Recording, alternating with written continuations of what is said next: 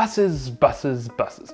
Buses are the underappreciated and underloved transit workhorses the world over, from London to Singapore and Mexico City. Over my many years of transit YouTube video making and transit advocacy, I've almost shed a tear too many times when a passionate transit enthusiast talks about how they don't really like buses. The reality is that I think people's dislike of buses is tied up with a lot of things. From bad past experiences to a misunderstanding of transit systems, their capabilities, and their limitations. Even for me, my high school and university years didn't necessarily leave me loving buses, because in high school, riding the bus was mostly about waiting for 30 minutes at a random street corner for a bus that would hopefully show up and rattle me off to high school. Whereas in university, getting on a bus usually meant being on a vehicle that was supposed to be a train, but wasn't. Indeed, few things will strike fear into a transit rider's heart like the words rail replacement bus. But buses have some real superpowers and can do some things that rail transit just can't. The truth is, I haven't given buses enough love on this channel, and it's high time that changed. My most viewed video isn't actually about trains, but about buses. So why are buses so great? Why are so many critiques of them off base? And why do I think that if you want to truly know if a transit system is good, you should look at the buses? Let's talk about it.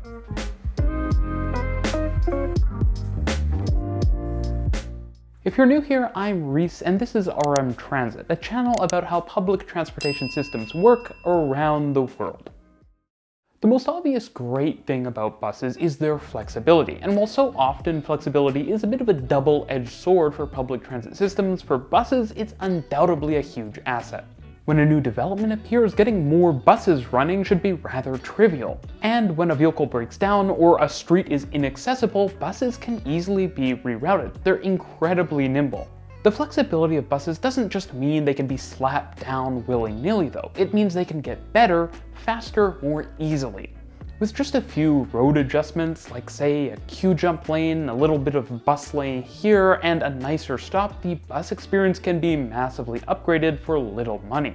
Combine lots of these little interventions and you can get a fantastic transit experience that is fast, frequent, and reliable, all without laying rail, building stations, or going through a multi-year environmental assessment process that you probably shouldn't have to do for electric transit, which is clearly better for the environment than the alternative, which is probably driving. I digress. Of course, buses' flexibility isn't just limited to the small and scrappy. Buses can operate on almost any type of right-of-way, from tunnels to elevated guideways. And typically, different bus types are all intercompatible with different bus right-of-ways. Take that, trains. This offers you the ability to tailor your vehicle to the transit service you're providing, which is a really cool idea. Buses come in so many shapes and sizes, from single-length city buses that can operate on local routes, to coaches and double-deck buses, which can have more comfortable seats, Wi-Fi on board, and charging for devices, which really feel at home on express and longer distance routes. And then of course you have long boys and bendy boys, which are really well suited for high demand on and off routes where a lot of passengers are cycling onto and off of the vehicle. In fact, the longest bi-articulated buses these days feel quite similar to a tram, both in terms of length and the number of doors they have. In fact, you can even get buses these days that have doors on both sides, so they can serve both island and side platforms. While trains are maybe just starting to get into the realm of electrification without wires everywhere, for buses it's pretty commonplace already.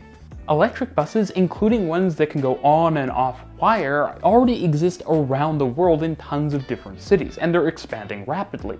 At this point, completely electrifying a bus-based transit system is entirely doable. And buses can do things for service that you just can't see with rail.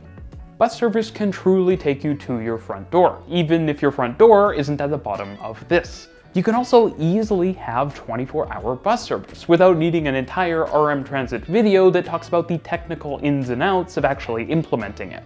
You know that awesome feeling when you get on a subway train in New York at 3 a.m. and it's just a regular old subway train at a regular old subway station? If you have a great bus network, you can just get on a regular old great bus from a regular old great bus stop and go on your way, 3 a.m., 4 a.m., or whenever you want. Probably the biggest and most underappreciated thing about buses is that they can conveniently and frequently provide all kinds of different direct single-seat ride journeys. Now, of course, transferring is a significant part of a lot of good transit systems, but not having to transfer to get from place to place is the cherry on top of an already great public transit experience. While rail systems are usually constrained by the need for mostly linear corridors with few branches and high costs, buses can provide lots of direct point-to-point service across a city, providing for faster trips and more convenience without talking about trains per hour, capacity, and the number of branches you can practically have. But wait, there are probably some showstoppers here, right? One of the first things that comes up whenever I mention buses to people is that they're uncomfortable. But in the same way that when someone tells me that transit isn't great because they have to wait so long to get on a bus or train, and I would say, well, you should maybe just run more buses and trains, the same thing can be said for people who say buses are uncomfortable. Why don't you just get some more comfortable buses? Indeed, the quality of buses ranges widely from one manufacturer to another, and if the roads that your buses are driving on are crap, well, the ride isn't going to be all that comfortable. But the answer here isn't that buses are bad, it's just that you need to pave better roads, ideally so smooth that you can see your own reflection in them, which cyclists will appreciate as well, and buy much better buses. Fortunately, we're in a bit of a rising tide lifts all boats situation with buses these days because as more buses become electrified, even the worst ones tend to be better, with all the vibration and noise of engines being replaced with the calm, cool whir of electric motors.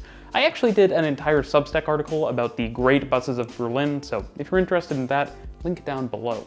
Astute RMTransit viewers will say, but what about the capacity of buses and their high operating costs? And to that I'd say, well, most bus systems could stand to be a lot more efficient.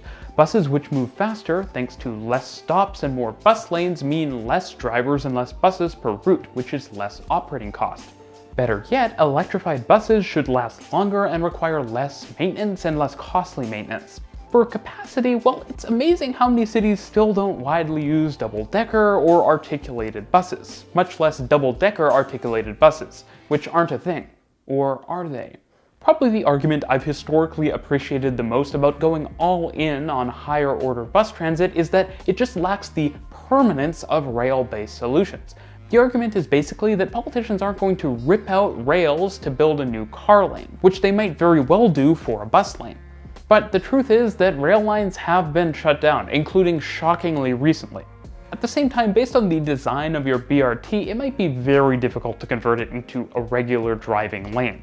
Probably more importantly though, if your local politicians are in 2023 trying to cannibalize bus infrastructure to build more space for cars, you probably have bigger fish to fry. I seriously doubt that the same politician who wants to rip out a dedicated transit right-of-way for more car lanes is going to provide the much more important high-quality transit service that we need. At the end of the day, wanting rail because it's going to be harder for politicians to rip out of the ground is wanting the wrong things for the wrong reasons. Now, I can't imagine the comment writing itself. What if all of our cities were like, say, Hong Kong, where everyone lives in beautiful transit-oriented developments over rail stations? There's not really a need for buses in that kind of utopian city, right? Well, the reality is that even in Hong Kong, the rail does not go everywhere, and so buses are actually a huge part of that transit system, and the schools of double-decker buses moving around Hong Kong are actually one of the greatest things about the transit network there. Ultimately, in some ways, I think the best transit system for a small city or town, especially in North America where there's less of a national rail infrastructure to hook into, is just a really good bus system, and I think that's symbolic of a city that truly cares about good transit for the passengers. In a lot of ways, running a good bus service is more complicated than running a good rail service. You could have great electrified buses providing fast, direct, frequent, and reliable service between major trip generators, along people-oriented streets with tons of spaces for buses, as well as people walking and cycling.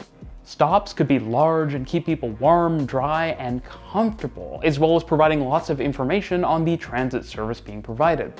Major routes could even have dedicated sections of transitway that provide the capacity and speed of a true rapid transit system.